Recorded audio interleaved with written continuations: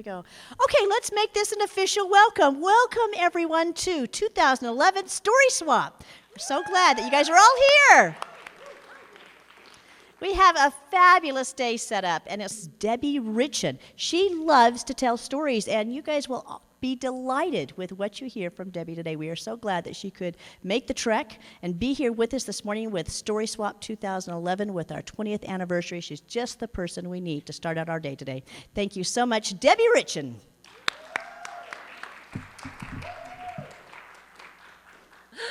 This is so fun and so weird. Yes, friends, I was there at the beginning. True, and a lot of us go way back. I mean, I remember when Kathy Barker came and you told a story about baseball. Remember that? I remember when Dave and Kathy met. Yes, children, and I remember John Beach and I, and Suzanne and I were talking. I remembered a time we did a storytelling gig down in Springville, and she told in her pajamas. It was for Christmas, and she was in her little footy pajamas, and I did my Mrs. Claus thing even back then. My hair was a different color, which may tell you something about storytelling. But I remember when it started, my friend Nancy Alder called me up. I had worked with her at BYU, actually, about 15 years before the first Timpanogos Storytelling Festival, and I ran into her at the Storytelling Festival. Oh, Nancy, what are you doing here? I don't know, and she'd asked me to help, and then she called me one day and she said, we're starting a storytelling guild. You want to join? Okay, when, where? Orem High School, Wednesday. Okay. So I went to Orem High School, which I'd never been to before, and I didn't know where the drama room was, and that's where it was supposed to be. So I got into the high school, I'm wandering around, I finally found the drama room, and it was a drama room, and there was Sid Riggs, who was the name in community theater in Utah Valley. Nancy Alder, my friend, Marcia Broadway, and a man named Keith, and for the life of me, I can't remember his last name. He has since passed away. Come to think of it, so has Sid Riggs. I don't know. Yeah. Nancy's still doing fine. But to join the Utah Storytelling Guild, you paid $10 and told a story, and you were in. Just like that. But none of us knew what we were into. We didn't really know what a storytelling guild was. So we just got together every Wednesday and told stories.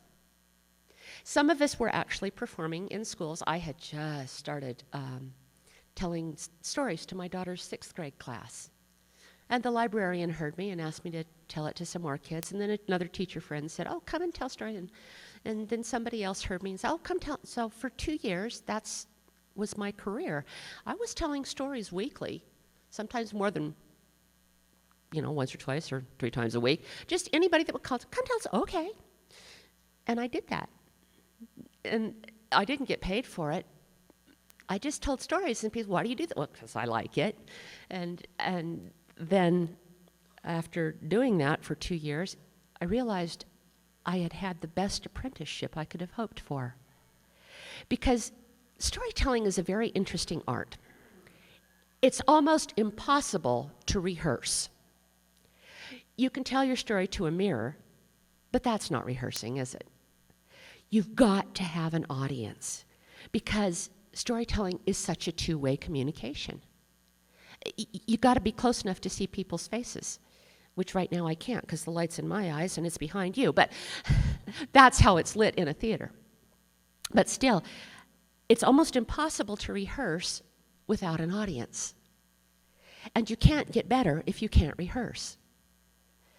So it's an awkward kind of thing. That's why a storytelling guild is so wonderful. You've got an audience. You've got not only an audience, but an audience of people who, number one, love to hear a story, right? I just love to hear somebody tell me a story. Number two, they are also invested in the art. It is to our benefit to make sure everybody else gets better. because we all rise together. It's like the boats and the locks in the Panama Canal. We all rise together. So it is to our benefit to improve everyone else's skills. A big advantage of a storytelling guild. But over the years, you know, I've seen people come and, well, that's my drink of water. Don't nick it. Oh, okay. I'm just giving you grief, Sherry. This is a very informal talk. I don't know if you noticed. I'm kind of an informal person. Anyway, I started telling stories. And the first stories, for most tellers, not everybody, but for most tellers, the first stories you tell are the stories that you've heard. Donald Davis explains it like this. When you first start playing an instrument, you don't play your own music. You play music that other people have written until you learn to do it. And then you start playing your own music. It's the same thing with storytelling. One thing I learned early on was in order to find a story, a folk tale or whatever, that I could really get into and I could really tell, I had to read about 30 to 40 stories. And then I could find one that really rang true for me. Well, that was a great advantage because in reading 30 to 40 stories, to find one that I could tell, I read 29 to 39 stories that I learned from, even if I never told them. All of the stories in your life tell you how to tell stories. That's why when people talk about, like Donald Davis tells personal stories and Heather Forrest tells folk tales, I think, all stories are personal stories. You don't tell it unless it's personal to you. You may not be the main character. You may be dealing with archetypes and motifs that are not necessarily part of your own reality. But if you tell a story, you tell it because it's personal to you. If you're not telling a story because it's personal to you, you're just telling words. You're not telling the story. It's got to come from your heart or it doesn't work. You know that. So anyway, over the course of 20 years, I feel like the old woman of the mountain, you know. I've become an archetype. And I feel really weird if somebody asks me for counsel. Are you kidding? I'm just trying to figure out stuff myself.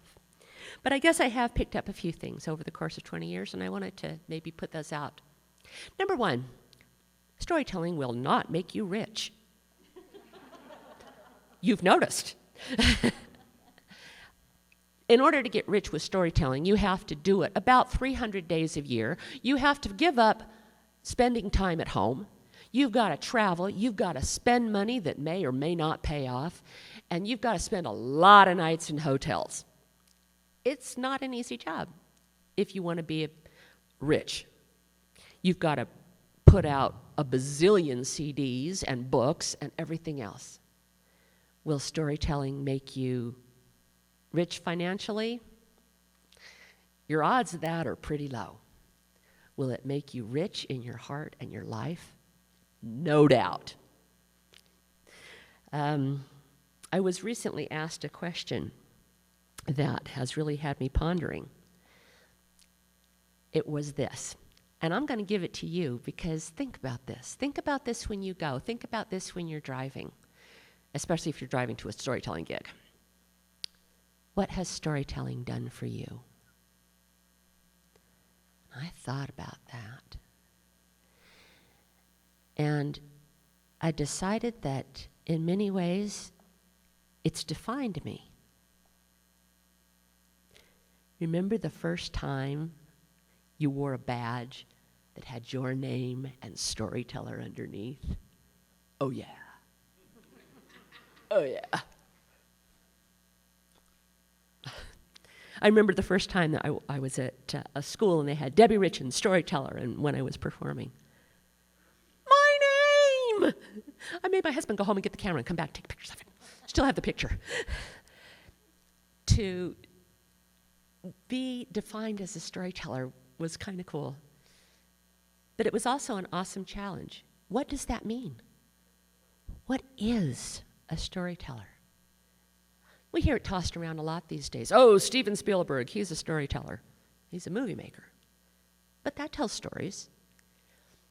And I finally came to the conclusion that with all the storyteller being thrown around, and storytelling is this and storytelling is that, you got to make your own decision about what being a storyteller means to you. Does it mean being a performer? Sometimes. Or does it just mean somebody that shares? Somebody that, not even necessarily verbally, because I know dancers consider themselves storytellers sometimes too. But somebody that shares an idea. I think of it as verbally because I'm a talker, you know, who verbally shares experiences, perhaps my own, perhaps those of a fictional character, but puts them all in an order so that you see where somebody started, what happened, and what they learned.